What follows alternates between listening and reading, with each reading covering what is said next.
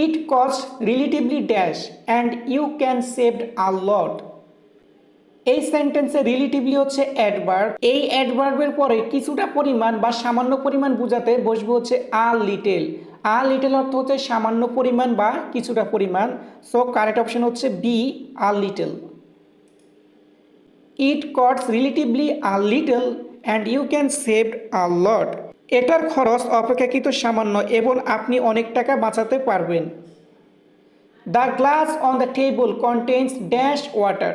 শূন্যস্থানের পরে এখানে যে নাউনটা দেওয়া আছে ওয়াটার, ওয়াটার হচ্ছে আনকাউন্টেবল নাউন। আনকাউন্টেবল নাউনের ক্ষেত্রে কিছুটা পরিমাণ বোঝাতে বসানো হয় আ লিটেল। সো এখানে কারেক্ট অপশন হবে A, a little. The glass on the table contains a little water. টেবিলের উপর গ্লাসটিতে সামান্য পরিমাণ পানি আছে। What kind of noun is cattle. Cattle হচ্ছে একটা কালেকটিভ নাউন, ক্যাটল দ্বারা একটা সমষ্টি বোঝায়। সো কারেক্ট অপশন হচ্ছে C. We didn't spend dash money. শূন্যস্থানের পরে মানি, মানি হচ্ছে একটা uncountable noun.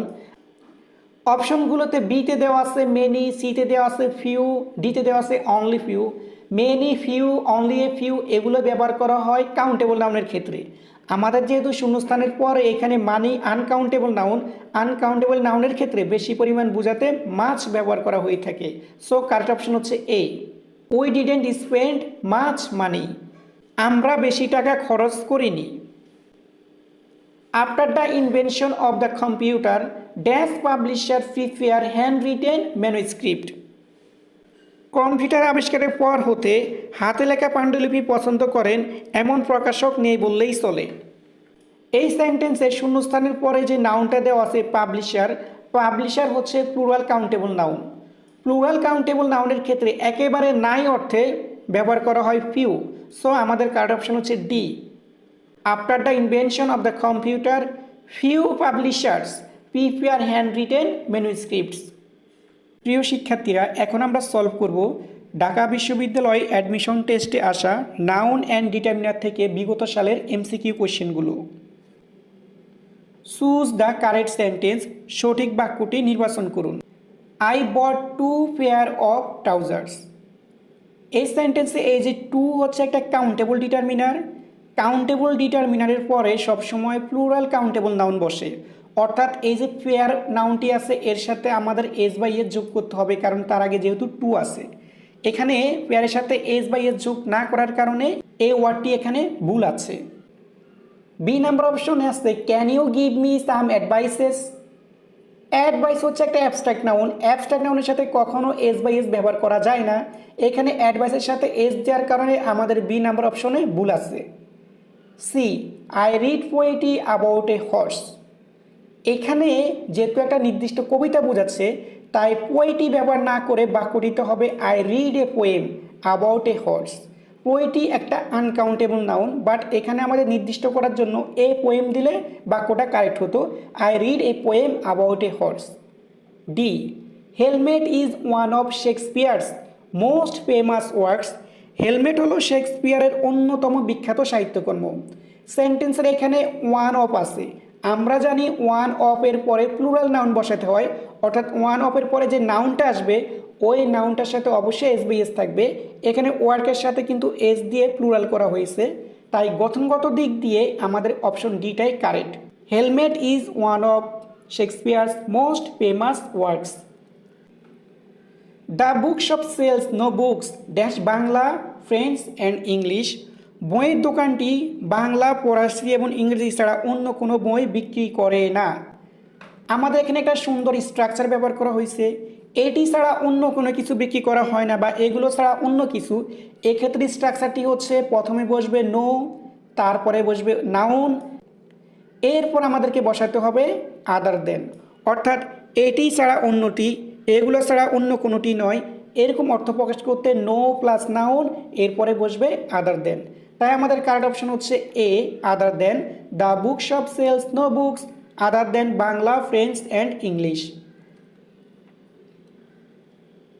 I must acknowledge I have dash notion of what it means to be pleasant to everyone. I must acknowledge আমাকে অবশ্যই স্বীকার করতে হবে I have no notion of what it means to be pleasant to everyone. সবার সাথে অমায়িক হওয়ার বিষয়টি সম্পর্কে আমার প্রায় কোনো ধারণা নেই। এই বাক্যটি নেগেটিভ সেন্স প্রকাশ করতেছে এবং সেন্টেন্সের মধ্যে দেখুন নোশন, এই নোশন হচ্ছে আনকাউন্টেবল নাউন। আনকাউন্টেবল নাউনের ক্ষেত্রে নেই বললেই চলে, একেবারেই নাই এরকম বোঝাতে আমাদেরকে ব্যবহার করতে হবে লিটেল। বাকি অপশনগুলো এতে দেওয়া আছে মাছ, মাছ হচ্ছে বেশি পরিমাণ বোঝালে, বাট আমাদের এখানে নেই বললেই চলে, কম বোঝাচ্ছে, সো মাছ ব্যবহার করা যাবে না। বি নম্বর অপশনে দেওয়া আছে সাম, সাম বসে পজিটিভ সেন্টেন্সে, বাট আমাদের এই বাক্য নেগেটিভ সেন্স প্রকাশ করতেছে, সো সাম বাদ। ডি নাম্বার অপশনে দেওয়া আছে মেনি, মেনি তো কাউন্টেবল নাউনের পূর্বে বসে, বাট নোশন হচ্ছে একটা আনকাউন্টেবল নাউন, সো এখানে মেনিও বসানো যাবে না, তাই আমাদের কারেক্ট অপশন হচ্ছে C, little. I must acknowledge I have little notion of what it means to be pleasant to everyone. The noun of bore is, বোরের নাউন কি হবে? বোর অর্থ হচ্ছে বিরক্ত করা, বোর এর নাউন হবে বোরডম। বোরের নাউন হচ্ছে বোরডম। কোনো ওয়ার্ডের শেষে যদি DOM এই সাফিক্সটা থাকে তাহলে ওই ওয়ার্ডটি অবশ্যই নাউন হবে। The noun of bore is boredom. We have not given dash update on the patient's condition. রোগীর অবস্থার সম্পর্কে আমাদের কোনো হালনাগাদ তথ্য দেওয়া হয়নি, কোনো তথ্য দেওয়া হয়নি। এখানে আমাদের অপশন এতে দেওয়া আছে সাম। সাম সাধারণত পজিটিভ সেন্টেন্সে বসে, বাট এই বাক্যটা তো নেগেটিভ, এই যে হ্যাভ নট দেওয়া আছে, তাই সাম ব্যবহার করতে পারবো না। বি নাম্বার অপশনে দেওয়া আছে নান, যদি আমরা বি নাম্বার অ্যান্সার করি তাহলে আমাদের এই বাক্যটা ডাবল নেগেটিভ হবে, কারণ অলরেডি হ্যাভ নট আছে, নান ব্যবহার করলে বাক্যটা ডাবল নেগেটিভ হবে, সো নান বাদ। কোনো তথ্য দেওয়াই হয়নি, কোনো, এই ক্ষেত্রে নেগেটিভ সেন্টেন্সে আমরা অ্যানি বসাতে পারি। We have not been given any update on the patient's condition. D number অপশনে মাছ দেওয়া আছে, মাছ হচ্ছে প্রচুর পরিমাণ বোঝাতে, কিন্তু আমাদের এখানে বেশি বোঝে নাই, কম বোঝাচ্ছে, একেবারেই কোনো তথ্য দেয়নি, সো কারেক্ট অপশন হচ্ছে C. We have not been given any update on the patient's condition.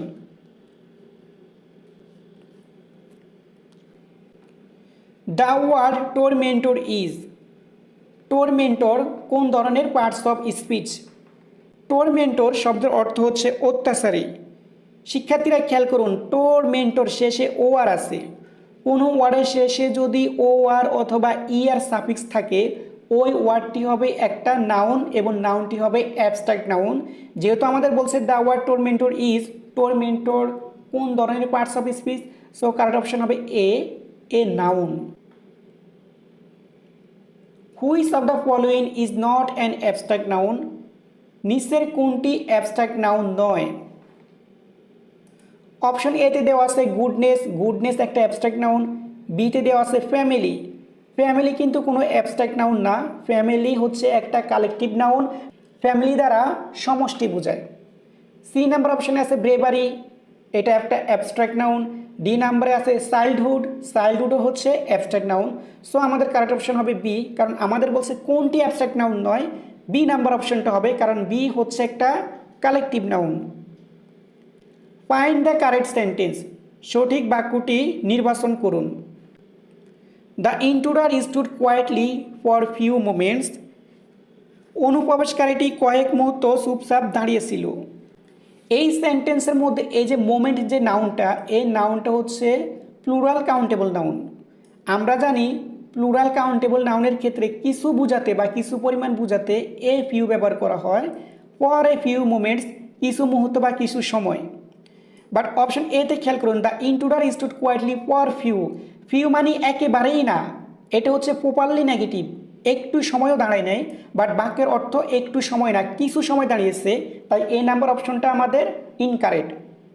B number অপশনে দেওয়া আছে the intruder stood quietly for few time, time হচ্ছে একটা আনকাউন্টেবল নাউন, আনকাউন্টেবল নাউনের পূর্বে কখনো ফিউ বসানো যায় না, তাই বি নাম্বার অপশনটা আমাদের incorrect. C, the intruder stood quietly for sometimes, for হচ্ছে একটা প্রেপোজিশন, সামটাইমস হচ্ছে একটা অ্যাডভার্ব, প্রেপোজিশনের পরে সাধারণত অ্যাডভার্ব বসে না, সো সি নাম্বার অপশনটা আমাদের বাদ।